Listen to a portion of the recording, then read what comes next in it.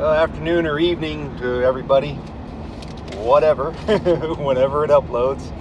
Probably evening. But I'm going to stick to the sensitive areas once again. The subjects that people may not want to talk about, don't know about, or feel uncomfortable talking about, or just in general, the things that just make people's skin crawl, and things that they may not understand, or it just takes them out of their comfort zone a little bit. But they're important. It's important to call this stuff out. It's important to make people aware of these things. And this is what is kind of been, I guess, placed in my heart and where I've been led to go lately. And I haven't really sought it out. It's just kind of come to me, for lack of a better term, okay? And I learned about something last night that I did not, let me backtrack. I'm not that familiar with today's pop culture, for lack of a better term, like Gen Z, even though my kids are Gen Z, and Gen Alpha especially, and I guess there's a Gen Beta now, I guess those are the real young kids. I'm not that familiar with what they do and believe because, my kids are Gen Z, but, my son is out of the college age bracket. My daughter's still in the college age bracket, but they're both closer to being out of that college age if kids went to school, right after high school or what have you. So my son wasn't even familiar with this. My daughter might be. I haven't had a chance to talk to her about it yet. But I don't know how many people have heard of what they refer to as, I guess this would be in colleges, most likely. Probably kids the ages between like 18 and 22. I would imagine people older than that engage in this as well. It's called ethical non-monogamy, which the ethical part makes me laugh, okay? But anyway, ethical non-monogamy, or ENM for short, which is basically what I'm going to title this, because for the most part it's what I'm going to focus on, but I'm going to get to some other areas as well. So I learned about this last night. This is intriguingly disgusting. It really is sick. Okay, I've heard of open relationships. I'm sure we all have, in open marriages, which is completely and totally unethical, unbiblical. It's basically sin. It's fornication, okay, adultery, okay? But, they have to put titles on it to, make it sound less judgmental. The last thing you want to do is judge anybody, and I'll get into that in a minute, okay? I'm not laughing at this. I'm laughing at how ridiculous people are, that they just justify their sin in every way, shape, or form. I mean, do what thou wilt shall be the whole of the law is to the extreme now. I mean, it is to the max. So this ethical non-monogamy is more than an open relationship in a marriage or in a anybody that's committed to each other, like a fiance or whatever, people that are engaged, about to be married, where you would think that there would be a commitment there, whether it's in the marriage or people about to be married. No, what this is basically is people that, see, when I was younger, hooking up meant something different than it means nowadays. Okay, hooking up meant when I was younger that, you were getting together with some buddies, you were going to go hang out, you were going to go play ball, go to a movie, with some friends or whatever, go just hang out somewhere, go do something, shoot pool, whatever. Nowadays, it doesn't mean that.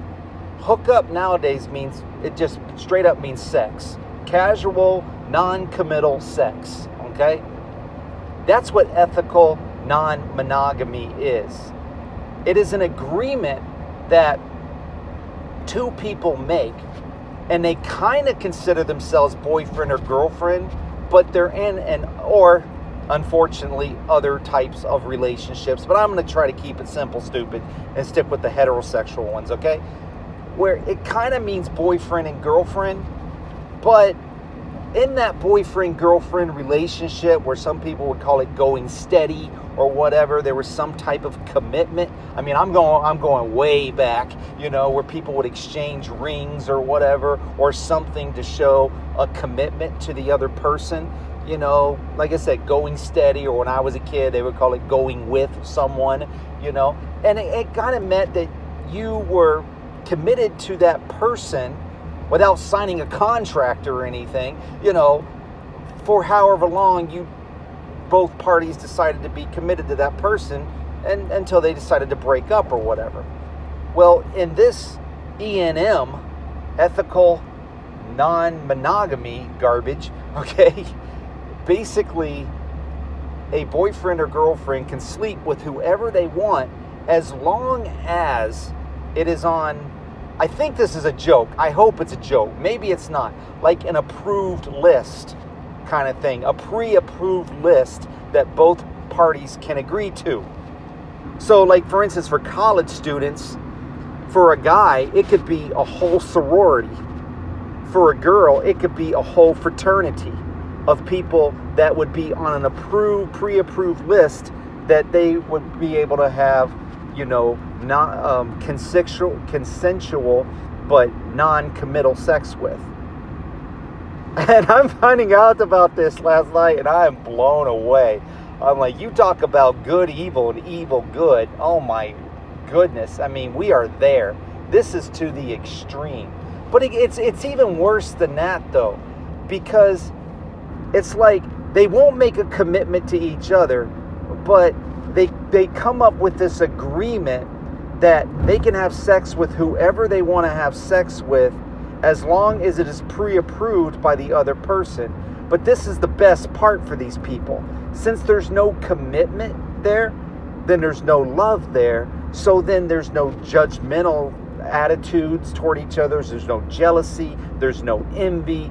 They think they can avoid these basic feelings or emotions, by coming to an agreement and saying, well, we can just sleep with whoever we want, and because it's pre-approved, you're not jealous, you're not envious or whatever. There's no feelings that are hurt. It's not, you don't have to stand up or stick up for each other. You don't have to care about how each other feels. You don't. All of that is out the window. It's all based on sex, but technically you're still a boyfriend or girlfriend. There's just no commitment there. And I'm like, what's the point then? So why even do that? This is how stupid it is. So to me, like, E&M is just like an enigma, because it's a mystery to me why people would do this, other than just being able to have sex with whoever they want, and they think without consequences, and they're not hurting each other's feelings. But I'm thinking to myself, well, you're still a human being, and you're going to be jealous. There's going to be envy there. There's going to be a girl that's prettier than you, a guy that's more handsome than you or sharper than you. You're a human being. There's going to be jealousy there, because, I mean, they say they don't love each other, and I can definitely agree with that and believe that. But they also, there's going to be some type of emotions involved.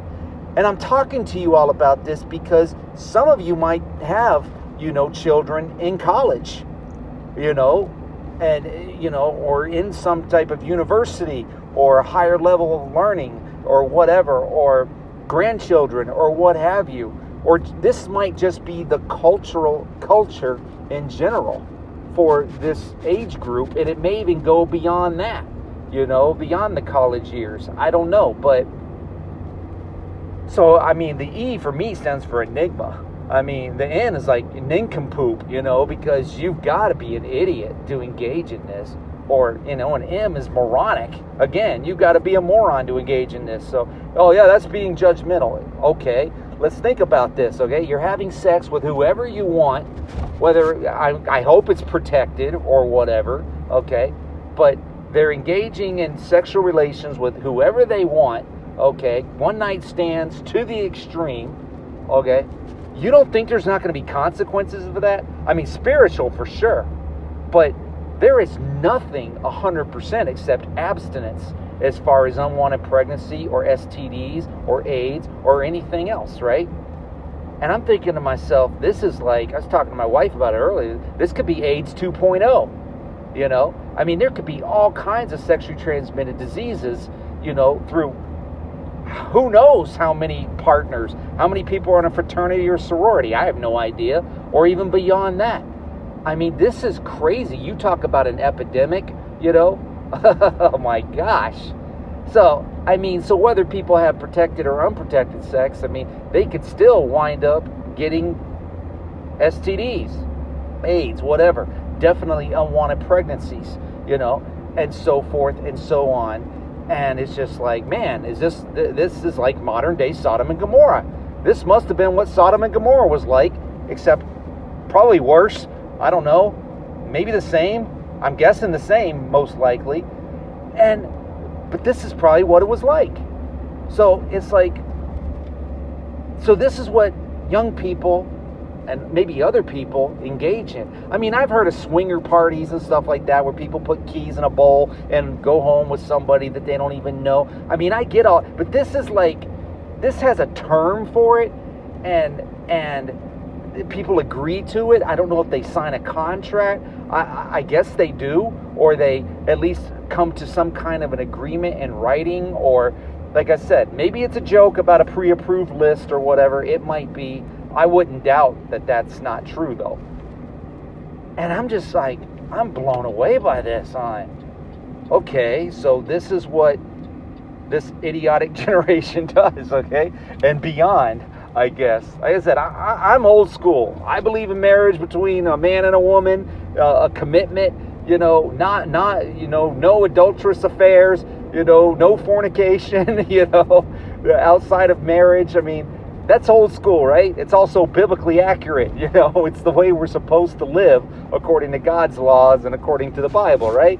So I'm old school for this. I mean, I was blown away by it. I mean, I know I was very ignorant, but I've learned about this, and you can look it up yourself and read about this E&M thing and learn more about it if you wanted to know. And I'm just like, okay, my gosh, can you imagine what the ramifications and the consequences of this is going to be, and probably already is? All right, like I said, I'm going to hit in some sensitive areas. I'm going to hit on some subjects that I didn't think I'd talk about again. But we're here now. See, what was talked about before, hearsay, conspiracy theory, fear-mongering, warning, you're off your rocker. You don't know what you're talking about. You just don't want to have a good time. You're a party pooper. All of that from like the last 10 years, before that, after that, or whatever. Okay, fine. Not now. Like I said yesterday, warning seems to be over now. It's more preparation. We need to be prepared. Everyone needs to be prepared for what's to come. I really believe that warning pretty much is done. People can put out whatever they want to put out in their blog, website, 444 Prophecy News, whatever. I'm warning you.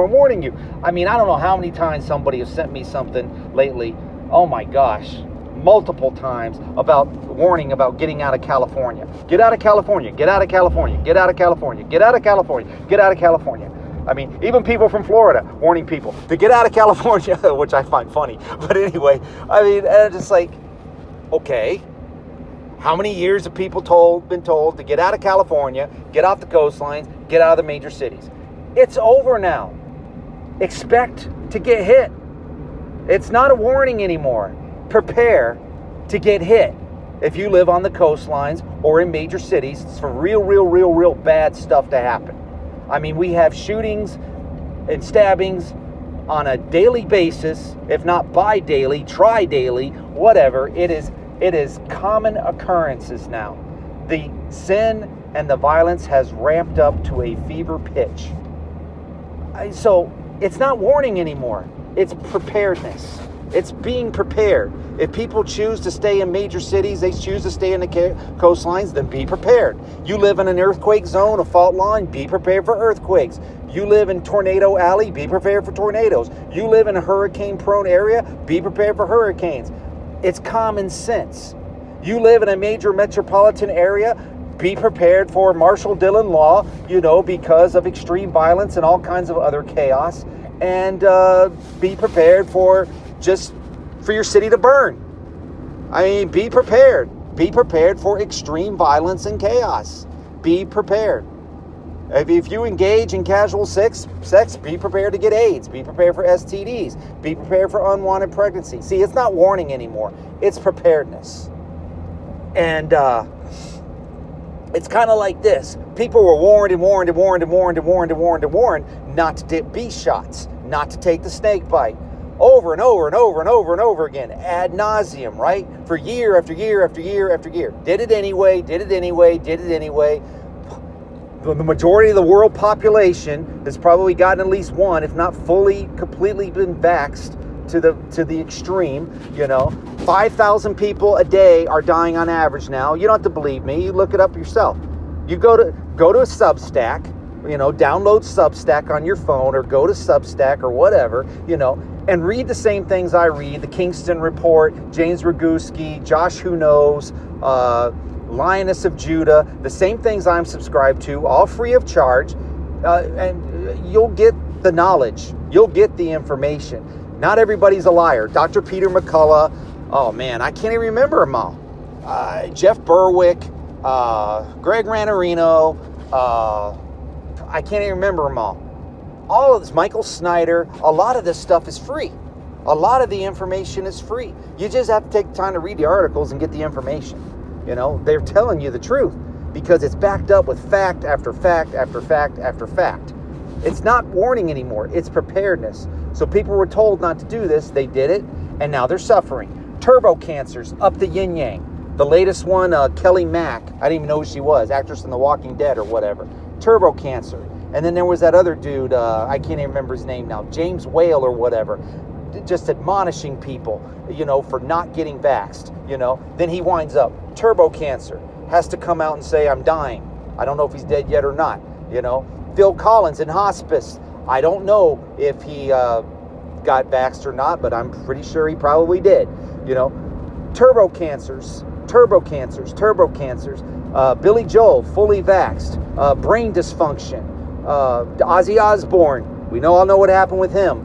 I don't know about Hulk Hogan, but this is common knowledge. I'm not disparaging people. I'm telling you, these are the facts. They bragged about it. They told people. They disparaged people themselves. They told them they couldn't come to their concert. They couldn't buy tickets. They didn't want them to buy their music. They didn't want them to see their movies or whatever else. If you're not doing this, you're not doing that. Gene Simmons, Arnold Schwarzenegger say, screw your freedom, get vaxxed. That's what these people were saying. I don't know, people may have forgotten. Maybe they didn't listen. Maybe they didn't know.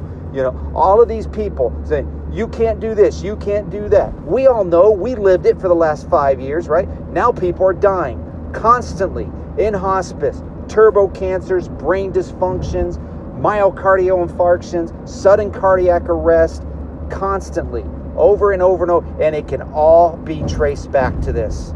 It is not normal. It is for kids to die on soccer fields that are 15 years old or younger. All right, athletes to just die in the field in the middle of a play, whether it's soccer, football, hockey, whatever it is. That's not normal. Okay, turbo cancers, cardiac arrest, sudden onset illnesses, sudden onset death. It's happening constantly. It's not conspiracy theory. It's not fear mongering. It's fact. Okay, so how does this relate to the E&M thing? Well, how many of these people do you think that are sleeping together are vaxxed? All right, medical transmission and shedding. This is what got my channel taken down before, but whatever. I don't care. The truth's going to come out. People can listen or not listen. That's real. That's factual. There may even be secondary shedding. You check out people like, Jeff and Erica and their podcast. I haven't listened to it for quite a while, but they had person after person after person, interview after interview after interview, caller after caller after caller, telling their horrific stories of medical transmission, shedding, by constantly associating with people that were vaxxed, took B shots, snake bites, whatever else, and how they got sick, their partners got sick. They wound up in the hospital, their partners wound up in the hospital. On and on and on and on and on and on it goes. It's not conspiracy theory. It's not fear-mongering. It's fact. It's factual evidence that people wanted to deny for years. So all these people engaging in this E&M garbage, this casual sex, thinking there's no consequences whatsoever, they're about to learn a very, very hard lesson. A lot of these people might die in bed with the person that they're having sex with. That's how serious this is now. That's how crazy everything is now. There are consequences for casual sex, consequences for sin, consequences for the lifestyle that people choose to live. Do what thou wilt shall be the whole of the law? Sure, but they don't tell you about the consequences. They don't talk about the consequences. They don't tell you you're going to die. They don't tell you about heaven and hell. They don't tell you you're going to spend eternity somewhere, and most likely, if you're having casual sex, even if you claim to be a child of God and and Jesus is your King and Lord and Savior or whatever, but you have a temptation moment and you're having casual sex and you're committing adultery or fornication or whatever with the neighbor or whatever the case may be, or the kid in the sorority or the fraternity, and you happen to die at that time, I don't think you're going to make heaven. Call me judgmental, just a guess there. Okay? I'm just saying, I don't think you're going to make heaven. All right? Just saying. All right? And then, what's really interesting to me is you can't judge anybody. Oh, no, you can't say you're a whore, or you're a fornicator because you're engaging in all of this. Oh, no. We can't go there, right? As a matter of fact, that's called slut shaming. Because you're actually shaming a person for the lifestyle that they're choosing to lead and live, having casual sex. So no, see, that's a horrible thing to do. You're a slut shamer. Like this crap where they talked about all along with the body shaming. We had to see these beached whales in bikinis, okay? Men and women, okay? I'm not being sexist here, but beached whales in their bikini and their underwear or whatever else. And the commercials, you're trying to watch the ball game and all of a sudden it's like, oh my gosh, good Lord, I need to change the channel. I don't want to see this. Who wants to see some tub of lard, wearing their underwear, their bra and panties, or their underwear, their jockey shorts, or whatever it is, and you're body shaming me. You're a beached whale. Why do I have to see this? I don't want to see any of this garbage. What do you mean I'm body shaming you? Eat a salad, you cow. I mean, seriously. Now I understand some people have weight issues. They have weight problems, metabolism, and I get that. I understand that. Health issues, I understand that. But a lot of these people are fat because of the way they live their life, and they continue to live their life that way, and they don't want to stop drinking, they don't want to stop smoking, they don't want to stop eating a McPuke, and all this fast food and all this garbage. They love it. They're addicted to it, and they want to keep doing it, and they do keep doing it. And I can't keep off the weight. I can't stop it. I can't do this. I can't. Yes, you can. Okay? You just got to exercise some self-discipline. You got to pray. Maybe get some people, some brothers and sisters on your side to pray with you and for you or what have you, and you can. All right? So I'm not trying to hurt people's feelings, that have weight issues. What I'm saying is don't brag about it. I don't need to see it on television. I don't need to see it when I'm trying to just watch the ball game, or whatever, and relax or whatever. And all of a sudden it's just like, these are all sizes and shapes and everything. I don't care. If people know how to shop for whatever clothes size that they're shopping for, we don't need to see it on television, okay? I don't care whether it's Victoria's Secret supermodel or whether it's Rosie O'Donnell, okay? I don't want to see either one of them, all right? But this is the sick, twisted society that we live in now, all right? Where it's shoved in our face. So I'm going to shove back because I'm tired of having it shoved in my face. I'm tired of having pop culture shoved in my face. I'm tired of having the Babylonian beast system shoved in my face. I'm sick of it. I'm fed up with it. So I'm going to shove back. So as long as I have a platform, as long as I'm able to speak my mind, as long as I'm able to talk about things, I'm going to do it. People like it, great. If you don't like it, whatever. There are other places that people can listen to whatever they want to listen to, read whatever they want to listen to, whatever, you know. But enough is enough of the ridiculousness where people just want to do nothing but justify their sin. And this E&M thing, I'm like, ethical non-monogamy? What is ethical about this? Nothing. There is nothing ethical. There's nothing right. There is nothing moral about this. But that's what they chose that term. Ethical non-monogamy. Some fool chose this term. And this is what people go with. And I'm just like, you gotta be kidding. But they're not kidding. This is real. Look it up for yourself. E&M, ethical non-monogamy. It's worse than anything else. Like Eric Hale says, you know, I'm worse than who you think I'm not who you think I am. I'm worse than that. Whether people want to believe that or not, that's your choice. But it just popped into my mind. I'm worse than what you think I am. It's worse than what you think it is. It's worse. So all this stuff that people send me about California, yeah, I have no doubt. I don't know when, but I have no doubt. Okay, I'm sure it's going to break off and fall into the ocean one day. I'm sure it's going to burn. I'm sure it's going to flood, just like many, many other cities and states and areas of the United States and the world. There is no doubt about it. Why California, and why are there hundreds of warnings, for lack of a better term, because that's what these people are putting out as warnings, you know, about California? I don't know. Maybe there's something to it. I don't know. Okay. The only warning I ever got about California was the abortion bill they passed a while back, where God wasn't happy about that, and he said he was going to deal with that. So I'm sure that has a lot to do with it, as well as this other bill that they just passed, where basically you can pass your children off on anybody, or they can steal your children from you, or whatever else. So it doesn't surprise me. But let's not get cocky about other states, though, because it cracks me up when people from Florida warn about California. It's like, don't you know you're Sodom and Gomorrah too? If you look back at Demetra Dudeman, the angel showed him, according to his testimony when he was alive, the angel showed him California all the way to Florida, you know, to the New York Island, all right? And God called it all Sodom and Gomorrah, okay? So it's all Sodom and Gomorrah. Nobody gets spared, okay, just because of where they live. There are safer places to live than other places, more likely geographically safer places, logically speaking. But everybody's getting hit. Everybody's gonna get hit. But yeah, the coastlines, probably not a wise place to live.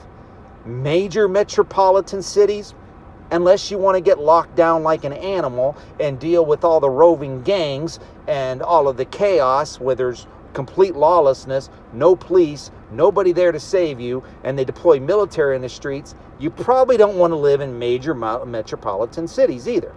But that's everyone's choice. It's not warning anymore. It's preparation. If you choose to stay where you are, live where you live, prepare. It's not a warning anymore, at least not from me. I'm telling you, I'm advising you, I'm suggesting you prepare for the judgment to come. All right, y'all have a good one. Take care. Bye.